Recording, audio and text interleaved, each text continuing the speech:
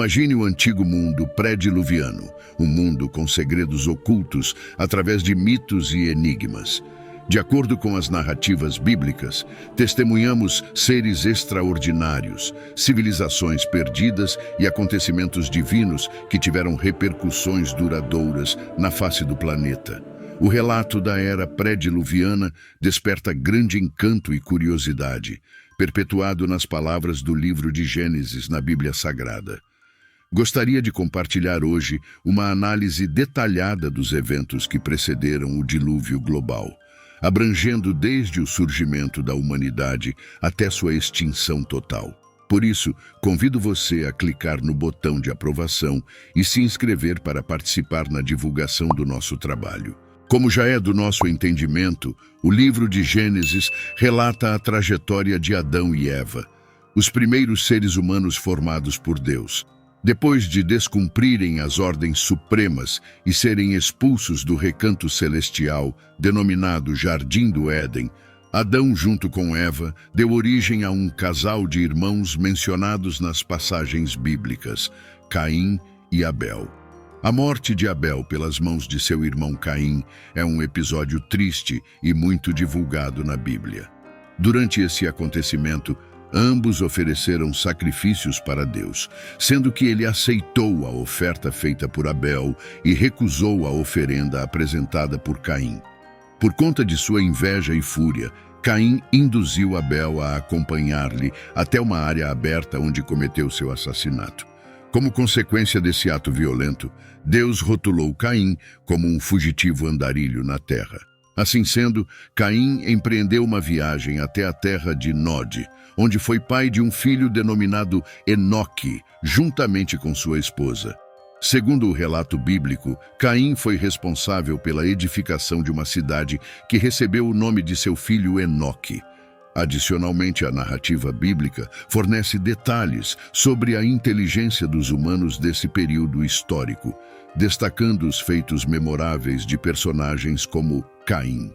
Após isso, Noé desempenharia um papel de destaque nessas histórias, indicando que já antes do dilúvio, as pessoas conseguiam realizar proezas impressionantes. Caim construiu uma cidade, como foi mencionado.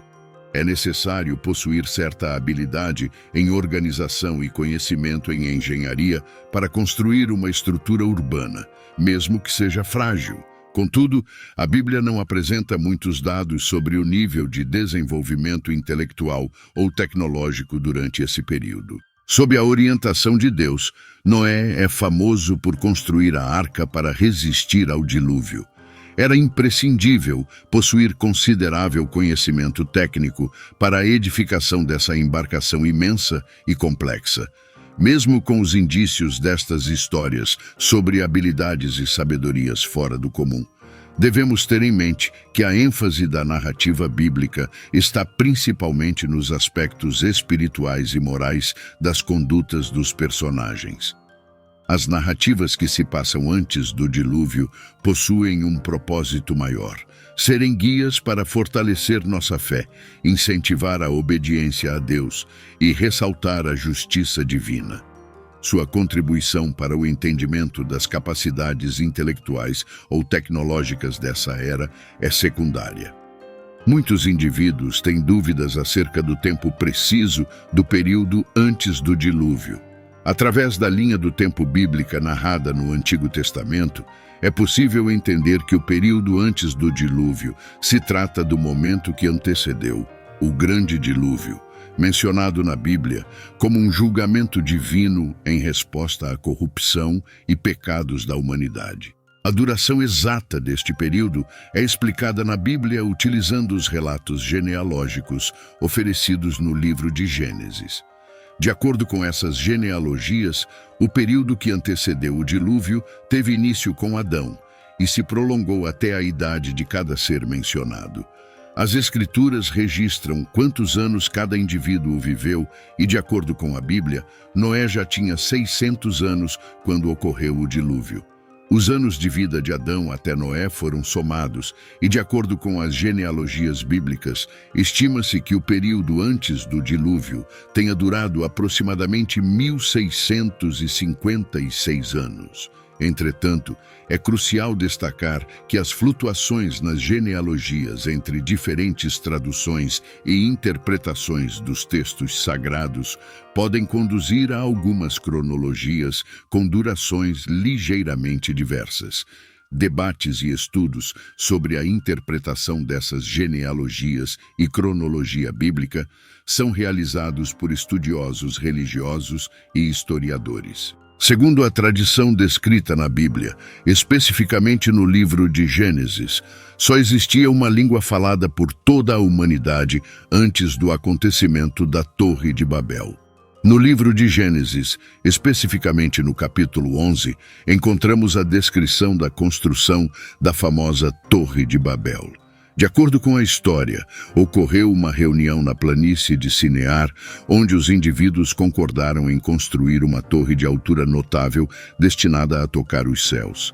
Entretanto, Deus interpretou isso como uma audaciosa e insolente ambição da humanidade de se erguer além de Deus.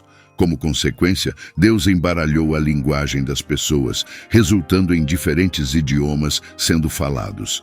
Tal fato ocasionou na disseminação das pessoas em diversos lugares do mundo, uma vez que elas não conseguiam mais se comunicar entre si. A narrativa bíblica sobre a sociedade que precedeu o dilúvio descreve um ambiente onde a imoralidade e os pecados se intensificaram progressivamente, apesar de não haver muitos detalhes precisos mencionados na Bíblia. Certos relatos apontavam para a existência de práticas imorais e antiéticas, como assassinatos, roubos, homens envolvendo-se com várias mulheres e até mesmo com suas próprias filhas. Nas escrituras bíblicas encontradas no livro de Gênesis, mais precisamente no capítulo 6 e nos versículos de 1 a 4, encontra-se a menção dos nefilins. Tais versículos descrevem esses seres como resultado da união entre os filhos divinos e as filhas humanas. Frequentemente, esses novos seres são vistos como um grupo de gigantes ou indivíduos de altura excepcional que surgiram devido a essas uniões. A identidade daqueles que seriam os filhos de Deus, que se relacionaram com as filhas dos homens, é objeto de várias questões e possíveis interpretações neste trecho. Surge um ponto de controvérsia quando alguns entendem isso como sendo referente a seres angelicais ou espirituais que desceram à terra e tiveram interações com seres humanos. Os filhos de Deus são vistos por alguns meramente como descendentes da linhagem piedosa de Sete, que teve conexões com os descendentes pecaminosos de Caim. Contudo, ao longo do período anterior ao dilúvio, ocorreram algumas exceções notáveis, pessoas de bom coração que mantiveram uma relação íntima com Deus. Enoque e Noé são dois dos exemplos mais destacados. O livro de Gênesis menciona Enoque como um homem que caminhava com Deus.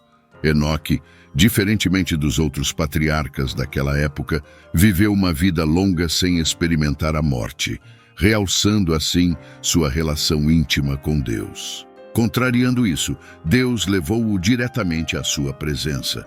Tal fato é compreendido como um sinal de favor divino e retidão.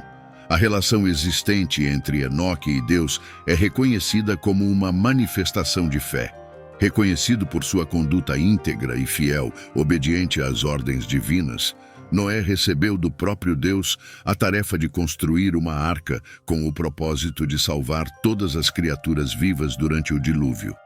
Assim ocorreria uma purificação da terra.